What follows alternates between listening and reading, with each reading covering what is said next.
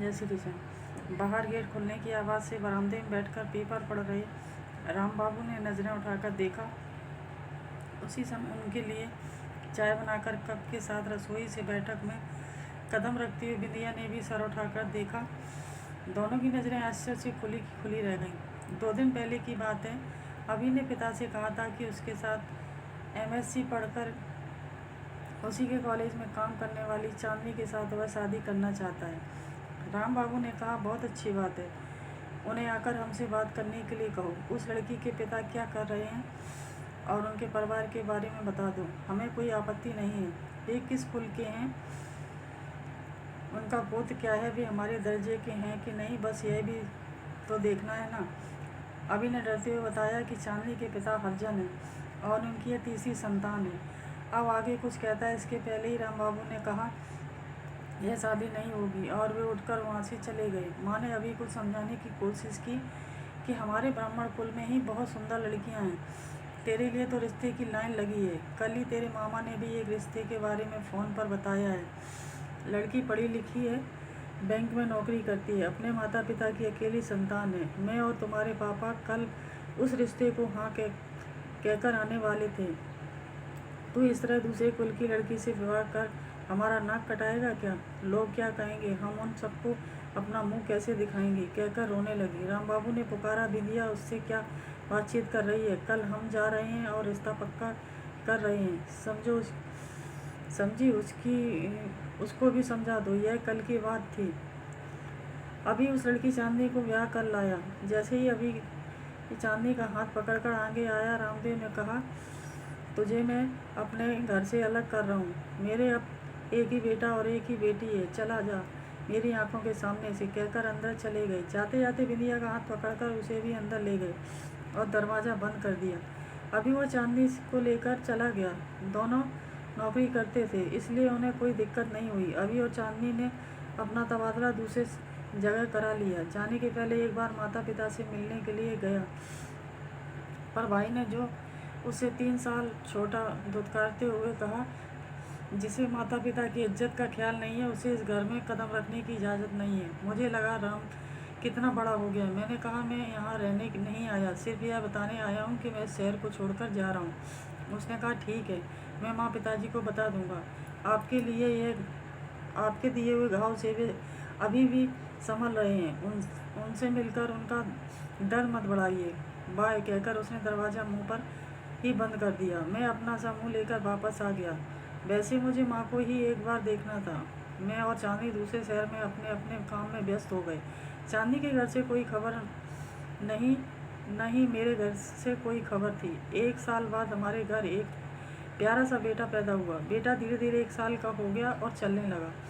रविवार के दिन चांदनी और अभी घूमने निकले। बच्चे का हाथ पकड़कर वे टहल रहे थे। पीछे से किसी ने पुकारा, अभी। जानी पहचानी आवाज़ थी। अभी ने पीछे मुड़कर देखा, उसके चाचा का लड़का था। आते ही वह अभी के गले लग गया। दोनों सालों बाद मिल रहे थे, क्योंकि अभी के पिता ने खुद तो अभी को अपने घर से अलग किया ही था, साथ ही उनके रिश्तेदारों ने भी अभी को अलग कर दिया था। इसलिए इन सबसे मिले उसे काफ़ी साल हो गए थे। बातचीत के दौरान उसने बताया कि अभी के पिता की तबीयत खराब हो गई है, कभी मिलकर आ जाओ, क्योंकि कभी भी कुछ भी हो सकता है। यह सुनकर अभी को बहुत बुरा लगा कि भाई ने कम से कम खबर तो दे दी होती। उसकी इतनी बड़ी गलती तो नहीं थी कि माता पिता के हालचाल के बारे में भी ना बता सके। दूसरे ही दिन उसने छुट्टी ली और अकेले ही पिता के घर पहुंचा। पर उसके पहुंचने के 1 घंटे पहले ही वो इस दुनिया को छोड़कर चले गए थे। भाई और बहन भी आई हुई थी, पर किसी ने भी हालचाल नहीं पूछा और उसे घर के अंदर भी नहीं आने दिया। पूरे कार्यक्रम के बाद अभी को खाना भी पिछवाड़े में ही खिलाया। माँ ने देखा और सिर्फ आंसू आते रही। रात को सोने के लिए अपने दोस्त प्रवीण के घर गया। बातों बातों में उसने कहा, मुझे एक बात तुझे बतानी है। मैंने आंख उठाकर उसकी तरफ देखा। तुम्हारे पिताजी ने एक हरिजन लड़की से तूने शादी की तो तुझे घर और अपनी जायदाद से भी बेदखल कर दिया, परंतु उनका उसी हरिजन बस्ती की एक औरत के साथ नाजायज़ रिश्ता है। उसके 2 बच्चे भी हैं। पूरे गांव को यह बात मालूम है, पर उनकी कड़वी जबान से लोग डरते हैं। तुम्हारे साथ जो नाइंसाफ़ी हुई, उसे देख सहन न कर सकने के कारण मैंने यह बात तुम्हें बताई है। तुम्हारी माँ और भाई सबको यह बात मालूम है, लेकिन किसी ने भी तुम्हारी तरफदारी नहीं की है। इसी बात को मुझे बुरा लगा और मैंने तुम्हें सब बता दिया। अभी ने कहा, कल मुझे उनके घर ले चल। प्रवीण ने कहा, ठीक है। दूसरे दिन सुबह उठकर अभी तैयार हो गया। प्रवीण ने घर का पता दे दिया। अभी वहाँ पहुँचा। वे उदास बैठी थी। अभी को देखकर उठकर खड़ी हो गई और कहा, मेरा नाम कांता है। आपके पिता ने मुझसे शादी नहीं की, पर वे मेरे पति जैसे ही हैं। उन्हें समाज का डर था, इसीलिए तुम्हारी माँ को ब्याह कर लाए और मुझसे बिना शादी के ही संबंध रखते थे। उन्होंने पूरी तरह से मेरा ख्याल रखा, मेरे बच्चों की पढ़ाई और जिम्मेदारियों को भी अच्छे से निभाया, कभी भी किसी भी बात की कमी नहीं होने दी। तुम्हारे साथ ही उन्होंने अन्याय किया। मैं भी तुम्हारी माँ के सामने उनसे डरती थी। जवान के कटु थे, पर दिल के बहुत अच्छे हैं। इतने सालों में भी कभी भी उन्हें बिना देखे नहीं रही। आगे मालूम नहीं मेरी ज़िंदगी कैसे कटेगी। अभी ने कहा, चाहे तो आप उनसे जायदाद में हिस्सा मांग सकती हैं। कांता ने कहा, नहीं बेटा, मेरे दोनों बच्चे अच्छी नौकरियां कर रहे हैं। बड़ा बेटा रेलवे में है, दूसरा बैंक में। उन्होंने मुझे वहां आने के लिए कहा है। 10 दिन होते ही चले जाऊंगी। अभी वहां से घर आया। भाई अपना रौद्र रूप लिए खड़ा था। तुम कांता को भड़काने के लिए उसके घर गए थे? अभी ने कहा, देख राम, उनके बच्चों के पास वे जा रही हैं। तुम्हें उनसे डरने की ज़रूरत नहीं है। तुमसे जायदाद में से हिस्सा मांगने कोई नहीं आएगा। कहते हुए पलटकर गेट की तरफ बढ़ा। पीछे से भाई की बेटी खुशी ने आवाज़ दी, बड़े पिताजी, यह चिट्ठी आपको दादी ने देने के लिए कहा है। और चिट्ठी हाथ में रखकर भाग गई। अभी घर आकर चिट्ठी खोलकर पढ़ता है। माँ ने लिखा है, अभी ढेर सारा प्यार। मेरी जब शादी हुई थी तभी मुझे तुम्हारे पिता के नाजायज़ संबंध के बारे में मालूम था, पर मैंने सब सहते हुए इतने साल गुजार दिए। तुम्हारे साथ जो अन्याय हो रहा था उसे भी मैंने दिल पर पत्थर रखकर सह लिया। मेरे माता पिता बहुत ही गरीब थे, इसलिए मुझे सब कुछ चुपचाप सहना पड़ा। अभी तुम्हारे भाई बहन भी स्वार्थी हैं। जब तुम्हारे पिता बीमार थे, दोनों ने तुम्हारे खिलाफ उनके कान भरकर सारी जायदाद अपने नाम करा लिया। मेरे पास मेरे गहने हैं, अभी मैं तुम्हें वे देना चाहती हूँ। मेरे बाद जब भी तुम यहाँ आओगे, यह चिट्ठी उन्हें दिखाना। बहुत सारा प्यार। अभी दुनिया में लोग ऐसे ही होते हैं बेटा, अपने लिए एक नियम, दूसरों के लिए एक नियम। मैं बहुत शर्मिंदगी महसूस करती हूँ कि माँ होकर भी मैंने तुम्हारे लिए कुछ नहीं किया।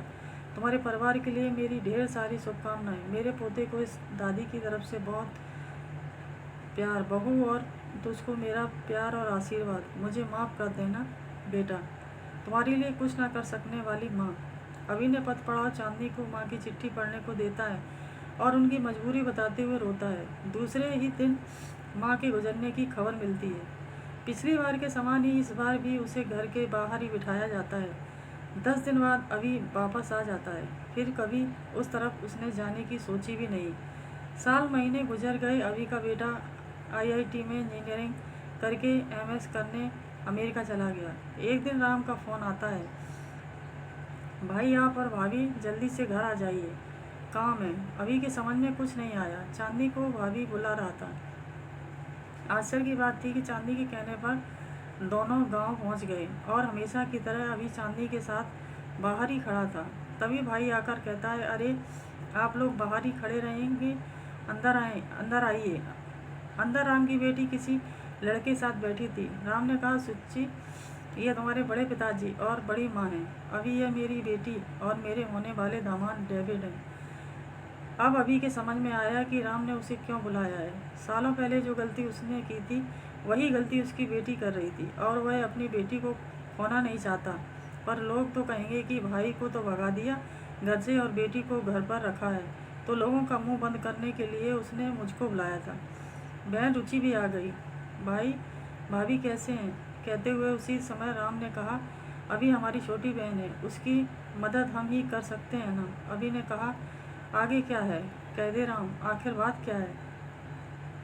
कुछ नहीं, अभी रुचि की ननद की बेटी है, सुंदर पढ़ी लिखी। तुम अपने बेटे के लिए इस रिश्ते को हाँ कह सकते हो ना, क्योंकि रुचि की ननद उस पर जोर दे रही थी कि किसी तरह यह रिश्ता करा दो। कहते हुए अब अपनी बहन के लिए इतना तो कर सकते हो ना। तुम दोनों सोच लो और चलो खाना खाने चलते हैं। डाइनिंग टेबल पर खाना परोस दिया गया। अभी अपनी पत्नी चांदनी के साथ पिछवाड़े में अपनी जगह पर बैठ गया। राम ने कहा, क्या है, अभी ऐसे क्यों कर रहे हो? अंदर सबके साथ बैठो ना, हमें शर्मिंदा क्यों कर रहे हो? अभी ने कहा, देख रहा हूँ, पिछले 15 सालों से मैं जब भी आता था ये वहीं बैठकर खाता था, तब तुम्हें कोई शर्मिंदगी महसूस नहीं हुई। आज मेरा बेटा पढ़ लिख कर अमेरिका गया तो तुम्हें शर्मिंदगी महसूस हो रही है, और तेरी बेटी किसी और कुल के लड़के से विवाह कर रही है तो मुझे अपने में मिलाकर अपने आप को ऊंचा दिखाना चाहता है। बस कर कितना नीचा गिरेगा, मुझे यही अच्छा लगता है और मैं यहीं बैठूंगा। और सॉरी, मैं अपने बच्चों पर अपने विचार नहीं थोपूंगा। उसे जिस किसी भी लड़की को अपने जीवन साथी चुनना है उसे पूरी स्वतंत्रता है।